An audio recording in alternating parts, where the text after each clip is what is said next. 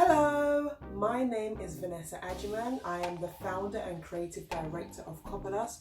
Welcome to our YouTube channel, and if you haven't already, please subscribe to our channel. Amazing. So before I start today's video, actually I'm thinking of running a series where I help you with your design dilemmas. So if you've got a design layout that you're struggling with or you want some advice, please feel free to drop some comments down below and I'll pick out the ones and then I will respond in the next video. So that will be such a fun series to do. So I would love for you guys to be interactive and join in with that. Cool, so today I want to talk about the top 5 interior design mistakes that you need to avoid. Now, when you're putting together your home, whether it's a new home, whether you're fancying like a refresh, it's really important to avoid certain things because you want to create the optimal style layout, somewhere you can relax, somewhere you can unwind, somewhere to soothe the mind. So you want to create the optimal space, and I'm just going to share with you some top tricks to avoid any mistakes. So kick back, relax, and let's get into it. The first on the top of my list is curtains. Now, hanging your curtains to the height of your ceiling gives this nice visual feel of height in the space. It makes it feel open, it makes it feel airy. Now, what a lot of people do is that they hang it to the length of their window frame, so that kind of cuts off the vertical height. And when you step into a space, you're naturally drawn to things that are vertical, so the eye line actually looks up, hence why it feels bigger than it is. Now, this is a very, very common mistake. Even I made that mistake when I moved into my studio apartment, and I actually haven't even rectified the mistake, so yay. So I'll show you guys it actually, but when I really noticed the difference is when I introduced some blinds into my space. I realized I put it right to the ceiling and automatically it just felt a lot more open and airy and just spacious. Whereas looking back at the curtain pole now, I'm just a bit like, ooh, rookie mistake. So that's something definitely I would recommend just paying attention to, and it's such a small fix as well. The second options that you want to think about is rugs. I absolutely love rugs. I try to fit them in wherever I can. I think it's a great way to create an intimate, cozy space within a space. It kind of creates separate zones and still has that feeling of cohesion. So the idea or the concept of a rug is to frame a particular area. So for example, you might want to have it under your main sofa. Now, not everything is going to fit onto the rug. So the rule that I tend to stick with is if you could get the coffee table in the center, fantastic. If you can get the front legs of an armchair, or if you've got 2 armchairs onto the front, and then obviously the majority of it should be just underneath your main sofa. So that way it feels like a more cohesive space and everything's not doing too much. And the other thing is, when you don't do that, what you'll notice is that the area feels quite disorganized, it feels very mismatched. So you want to create that sense of it all coming together, and you can do this by framing within the space. And you don't just have to frame your main sofa. For example, I love to put rugs or runners in reading nooks, so that creates its own little separate area. You can even layer rugs too. So really be intentional when you're placing a rug. And that's why I tend to go for either quite neutral rugs or something with a bit of texture, something that's going to pick up the accent within the room.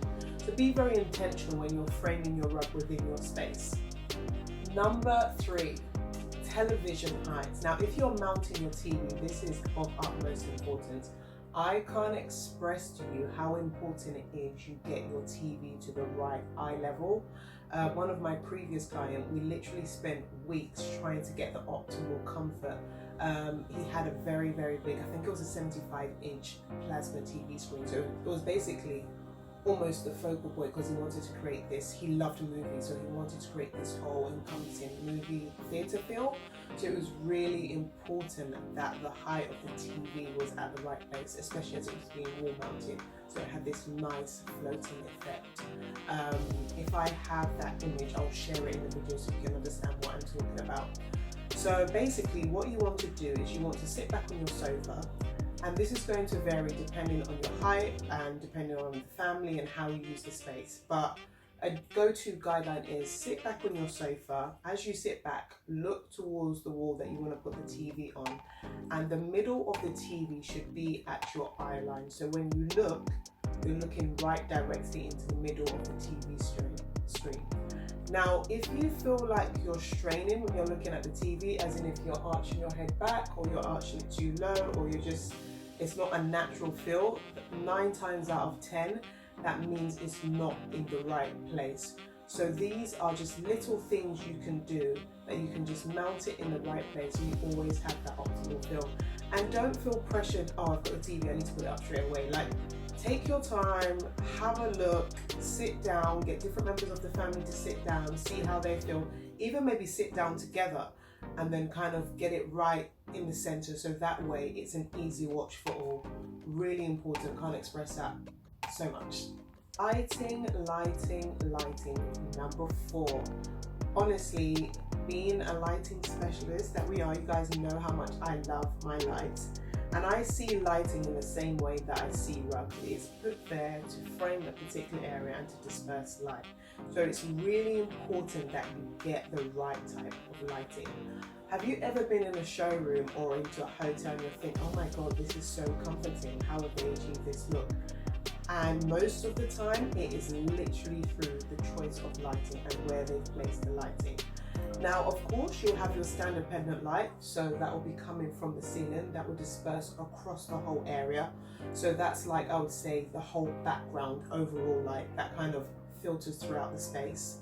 And then you've got your more accent lighting, which is used to highlight a particular object or a particular space. So that could be like something above a picture frame, just to kind of highlight that nice intentional piece of light. And then as well as that, you've got table lamps and you've got floor lamps, which I personally love to use on top of consoles, on top of sideboards, or just behind the sofa. Especially when you have an arc lamp, that's a great way to introduce soft ambient lighting. Now, with this form of lighting, you want to be able to use all 3 of this at different levels in height. That's how you create the different zones of light, and you create more of a mood within the space without being too cold. Because for example, if you were just to stick with your pendant light, just one overall background light, there's not really a difference within the space. It can feel quite cold. So you want to use different varying heights of light to make it feel warm, and then you want to use it in different times of the day. So for example, in my home, in the daytime, I would often have the main pendant light on, but in the evening I wanted it to be a bit more cozy with a softer light. So I tend to put on the floor lamp, or I tend to put on the table lamp, or 2 of them together. And they're at different heights. So you'll see the light bouncing at different levels, and then that will give you that nice, comforting evening cozy feel. And treat it as you would treat how the sun rises and how the sun sets. In the daytime, you probably want it to be brighter, so you want the pendant light. In the evening, you want it to be more cozy, more intimate. So think of it in that way, and I think that would really help to avoid coldness in your space. 5. Measure. Now, this might seem very obvious, but buying furniture on a whim is not a good idea. Trust me, it's just not a good idea. You're going to end up returning things, it's not going to fit, it's just not going to work. The best thing you can do is to take the time to measure out your space. It doesn't have to be anything elaborate. Just do a simple, quick sketch and then just measure out the room, or measure out like the height of the seating that you've got already, and then draw it on a piece of paper. It can be a little piece of paper that you carry around, or take a photograph with you, so when you're out in the shops, you can just refer to it on hand. And what is the great thing about measuring and being prepared beforehand is that if you do see something that you really like, you've got the measurements and the dimensions right there. Do you see what I mean? Otherwise, the other thing that you can find is that all of a sudden you're buying all these different things and the space begins to feel quite cluttered and overcrowded, and that is the last thing you want to do. Or you saw something and you just like, it might go with this. So you have to be very intentional when you're setting out to design your space. Take your time where possible, and these are quick steps that you can do that can save you time as well as money. Thank you so much for watching today. I hope you enjoyed today's video, and please don't forget to like and subscribe to our YouTube channel. You can follow us on Pinterest, TikTok, Twitter, Facebook, and Instagram. And I'll see you next time. Bye.